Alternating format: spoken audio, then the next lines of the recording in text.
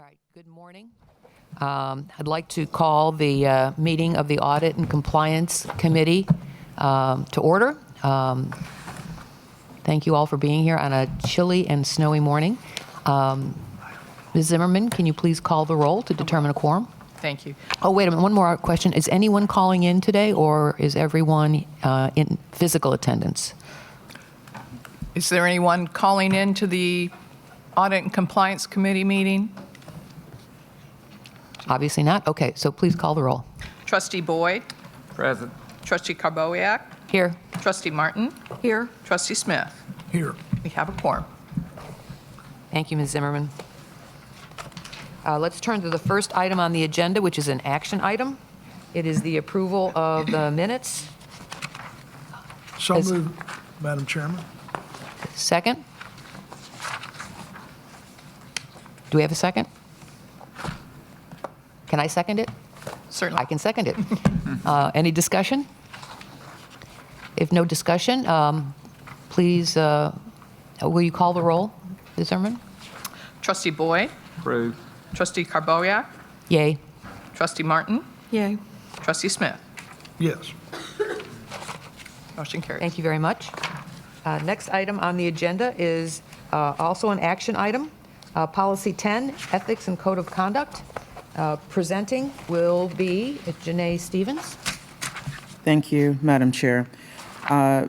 We have discussed this policy, Policy 10, before, but we've made some revisions to the policy in Section 4 to add investigatory procedures, and then in Section 5 to add an appeals process for individuals who might have be involved in ethics investigations or where there are allegations of ethical misconduct.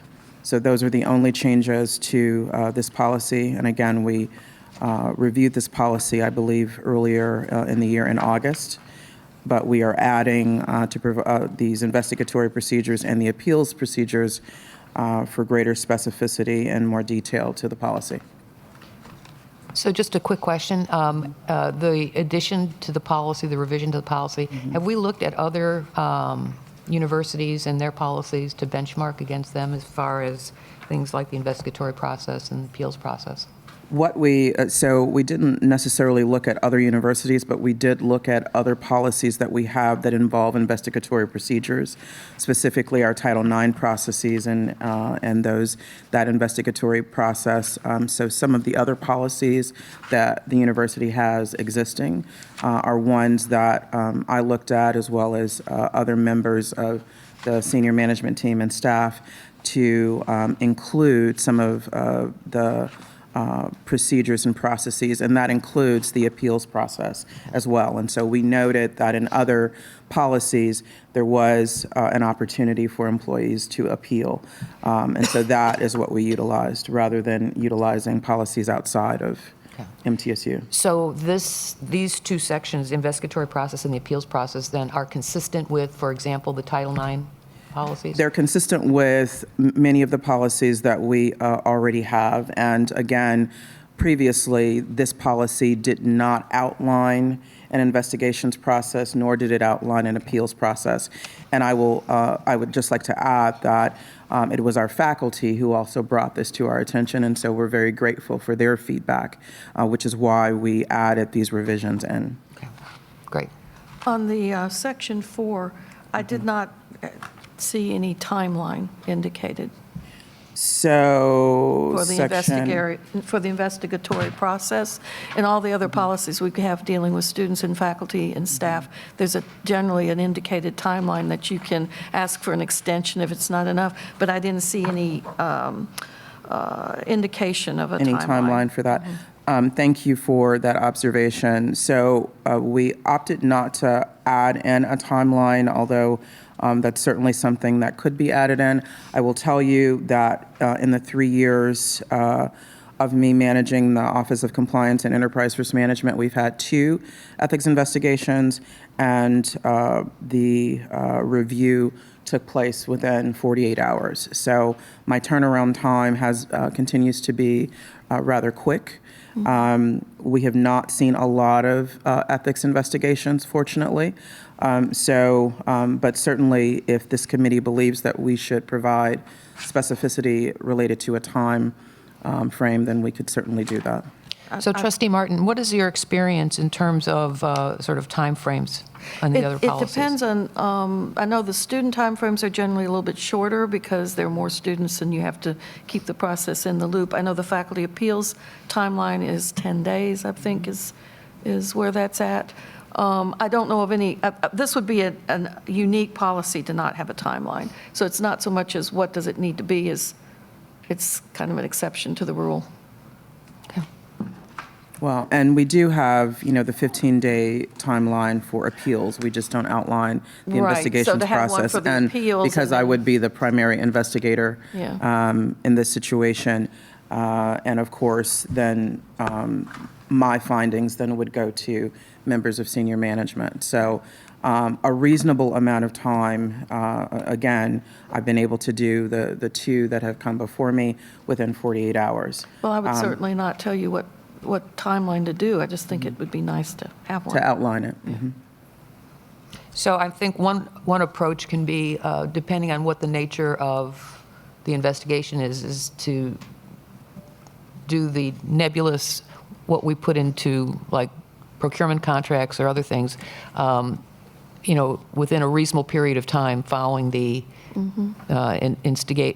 initiation of the investigation even. I think at that point, because I'm sensitive to the fact that if we were to say something as aggressive as 48 hours, then we Right. would probably be going back and back and back and back. And it depends on the Yeah. nature of the investigation. Yeah, and I think so maybe if it makes sense to say something like, within a reasonable period, that will be concluded within a reasonable time, given the relevant facts and circumstances, just to make sure that we're not sitting on it. And then there's the ability for someone to come back and say, well, this wasn't reasonable. Exactly. Yeah. So, Ms. Zimmerman, given the fact that there is, at this point, a suggestion for a modification to the policy, does the policy need to go away and then come back in the next committee meeting? Or is this something that we can approve subject to the modification before it goes to the board? The latter, if the motion is to amend the policy and provide the language to approve the policy with that amended language, then it can be approved and It become would go to the effective. December board meeting then? Correct. Okay. Would that, Trustee Martin, that Works for work me. for you?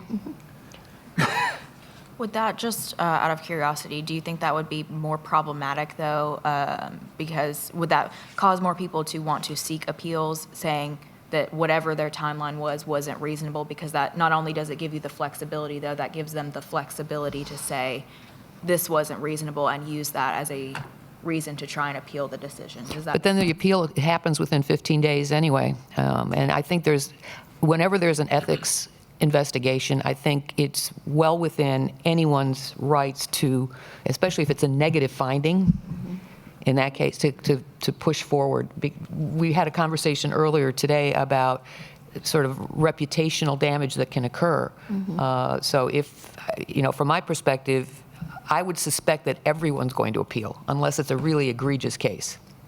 So I'm not sure that create the reasonableness language, I'm not sure would create, and again, I'm just talking as a recovering lawyer. I'm getting over it. I think it would be, I don't know that it would be that problematic, but it's a good question.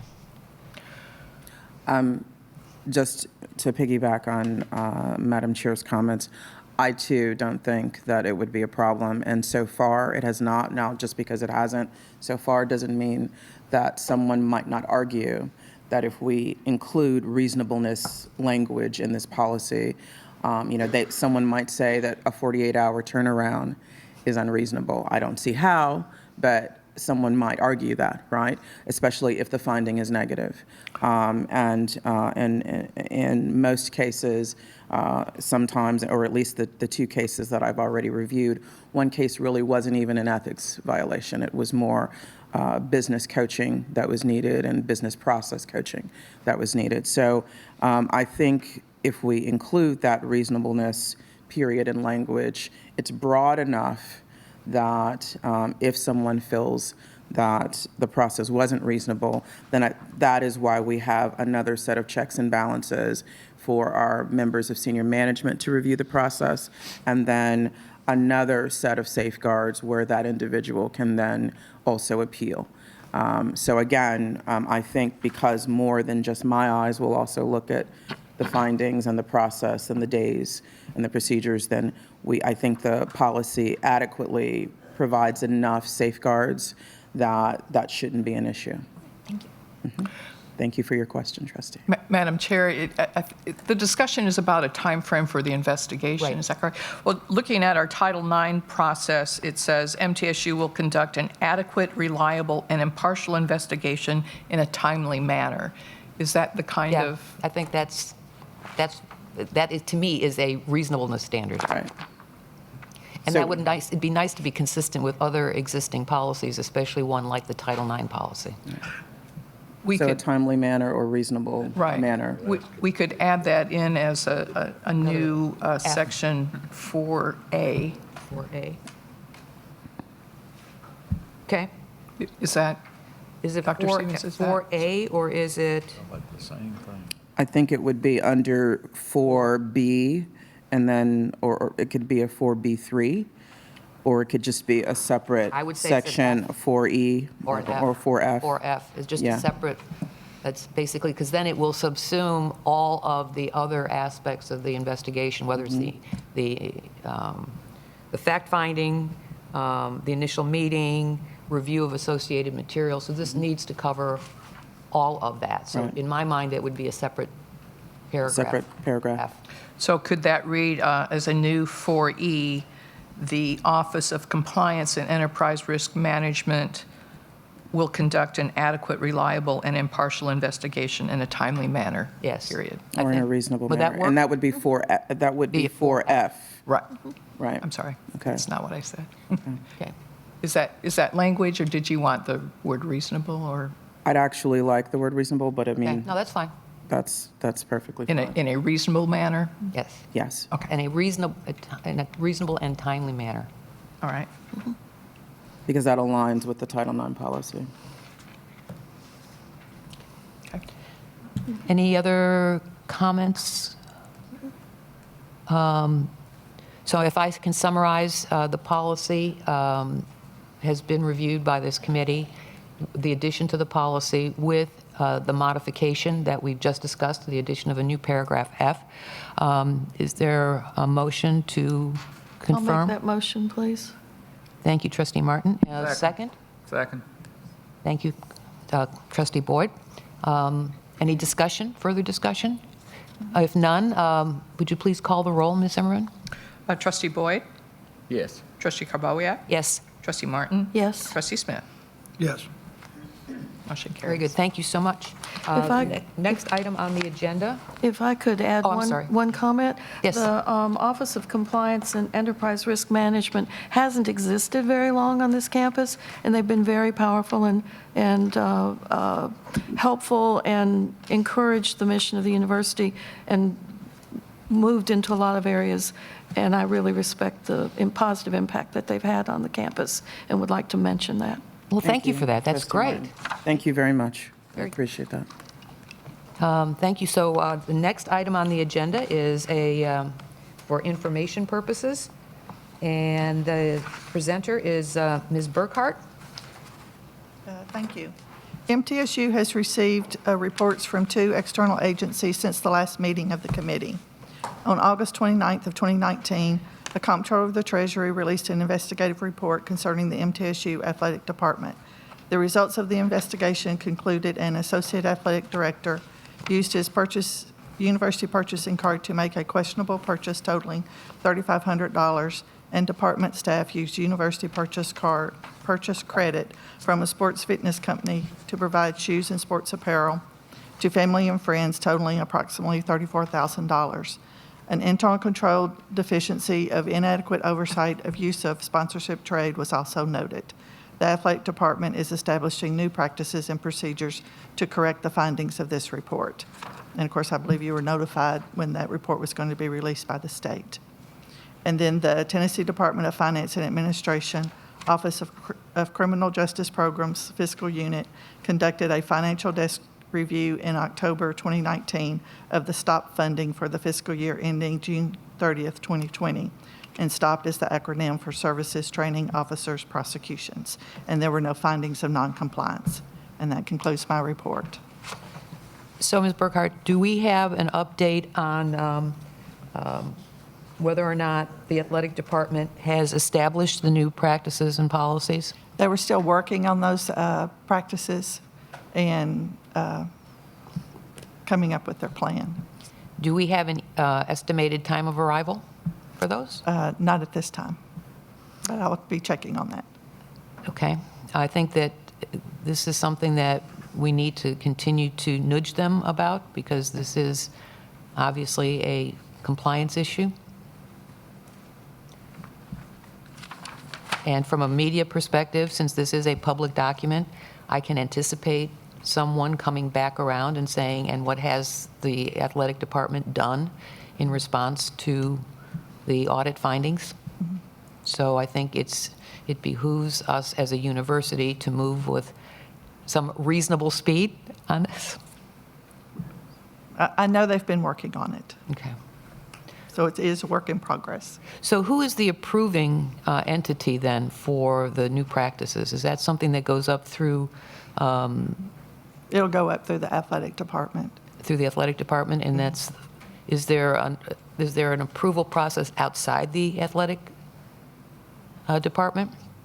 Is there a university governance body or something? It's not board related, right? It's just, this is operations, but you see where I'm going with this. If it's the athletic department approving something that has been raised as a concern, is it going to be sufficient? Does it need another set of eyes to look at it? Office of the President or something. Yeah, Office of the President or something. I'm just curious, They were looking at their procedures and their processes, so part of it had to do with the sports apparel. right? And then, of course, the purchasing card has its approval process. So their sports apparel process, they were trying to obtain information from the vendor and understanding their computerized systems and whatever, and then looking at how to put better controls in place and the approvals internally. So the last time I checked with them, they were still trying to obtain information from the sports apparel company on understanding their systems and processes, and then how they could administratively put approvals in that process and who would be assigned responsible for that process. And then they were going to be looking at sort of departmentally how to manage that. Okay. The last time I checked with, they were sort of still in a fact-finding Okay. process.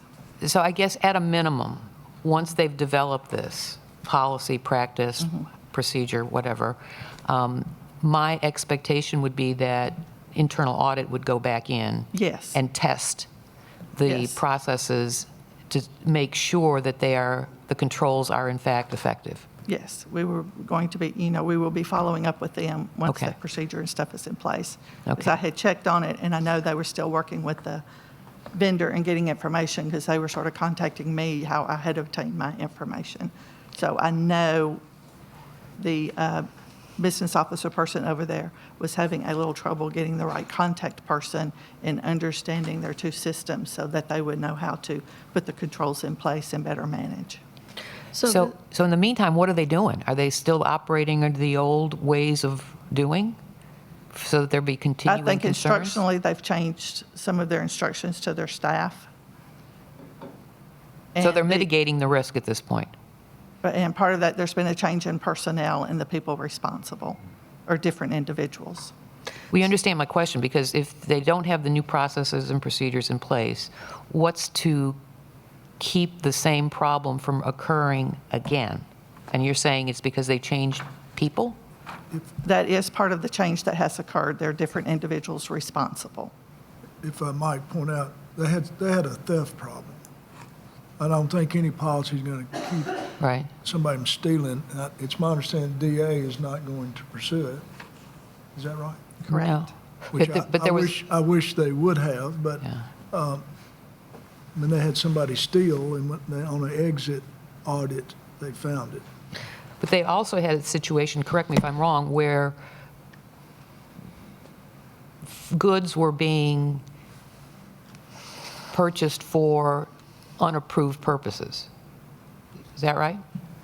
That they were, They were using the purchase credit right, for sending apparel or shoes to family and friends. right, which is not approved purposes. It's not theft. That's just not using it. It's taking assets. And it's that system from the sports apparel that they're trying to obtain better information on how to manage it.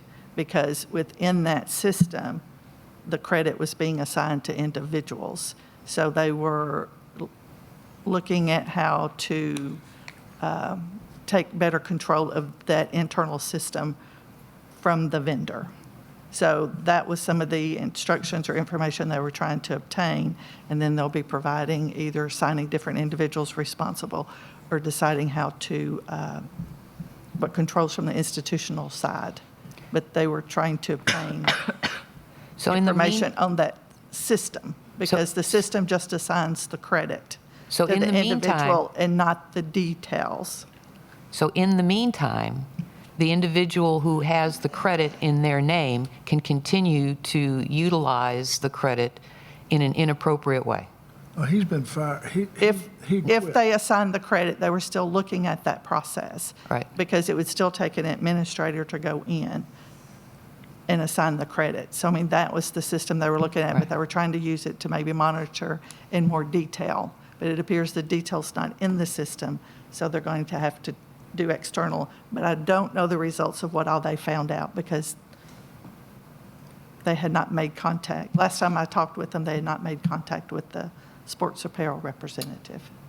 I'm sorry, I guess I'm not asking the question in an And intelligent way. I don't know if they have assigned the credits to the individuals this year or not. I Okay, don't know the that's answer to my that. question is- I see what you're saying. Yes. I don't know. So I don't know if this will be helpful or not, but let me ask this question. In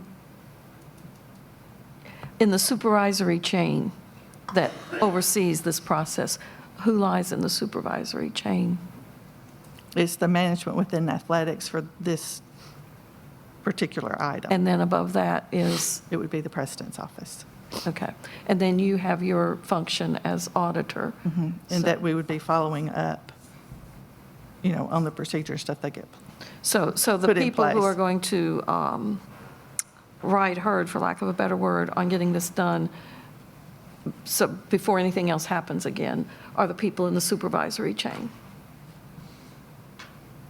Yes, but I mean, it's generally, we refer a problem to management. Right. If we have identified a problem within a management area, is management works to correct and come up with their solution. Right. And then we would go in and make sure it's corrected. I mean, if they feel like they need outside business expertise or whatever, they would contact business and finance for their input. I mean, a lot of times it's really not done in a silo, Right. but a lot of times it's initiated with someone within that process Okay. to Thank look you. at what they currently do, gather the information to put forth a better procedure and process. Mm-hmm. And of course, the ones that are there really don't want to go through this process again either, so. So at the next committee meeting, Ms. Yes, I should Burkhardt, have can we better get another information. update on this? And if you can just let them know that the audit committee is continuing to ask for progress reports. I don't know if that will help spur activity or not.